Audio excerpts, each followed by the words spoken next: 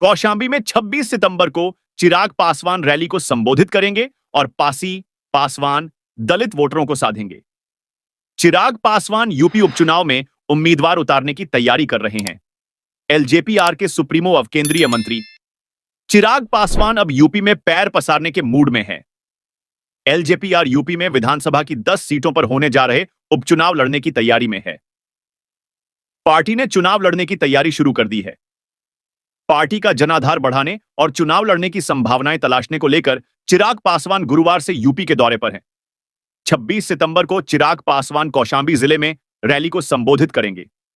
चिराग पासवान पासी पासवान और दलित वर्ग के वोटरों को साधने की कोशिश करेंगे। मोदी सरकार के तीसरे कार्यकाल में मंत्री बनने के बाद चिराग पासवान पहली बार यूपी आ रहे हैं। हालांकि कौशांबी के बाद वे जल्द ही दूसरे कई जिलों में कार्यक्रम करेंगे।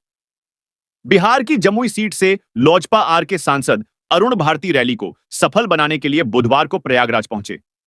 प्रयागराज में उन्होंने दावा किया कि कौशांबी की रैली में चिराग पासवान के साथ ही उनके अलावे पार्टी के कई और सांसद भी हिस्सा लेंगे। अरुण भारती ने कहा कि चिराग पासवान सिर्फ बिहार ही नहीं बल्कि यूपी समेत पूरे देश के लोकप्रिय नेता हैं। वह कहीं भी वोट मांगने के लिए निकलेंगे तो लोग उनका समर्थन करेंगे। अरुण भारती ने बड़ा बयान देते हुए कहा कि बीजेपी से हमारा समझौता सिर्फ केंद्र और बिहार विधानसभा में है। यूपी में हमारा कोई समझौता नहीं है। हमारे संगठन ने यहां अगर तैयारी की है और पार्टी से कुछ लोग लड़ना चाहते हैं तो लोजपा आर यूपी विधानसभा चुनाव जरूर लड़ेगी।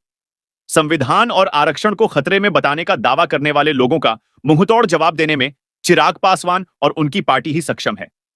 चिराग पासवान की वजह से ही संविधान और आरक्षण का नारा बिहार में नहीं चल पाया। उनके मुताबिक चुनाव लड़ने का फैसला यूपी की कमेटी पर छोड़ा गया है। लोजपा आर के सांसद के अनुसार कमेटी जिन सीटों पर उम्मीदवार लड़ाने का फैसला करेगी, केंद्रीय नेतृत्व वहां उम्मीदवारों के नाम को तय करेगा। दलितों और वंचितों को न्याय दिलाने के लिए कई बार सरकार के मुखिया तक को आवाज उठानी पड़ती है।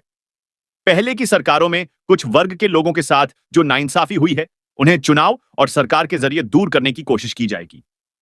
सांसद ने चिराग पासवान के उस बयान का समर्थन किया है जिसमें उन्होंने जातीय जनगणना के आंकड़ों को सार्वजनिक नहीं किए जाने की बात कही थी। उन्होंने कहा कि जातीय जनगणना सरकार को योजनाओं के निर्धारण के लिए कराना चाहिए। यह सरकार पर छोड़ देना चाहिए कि वह आंकड़ों को सार्वजनिक करती है या नहीं।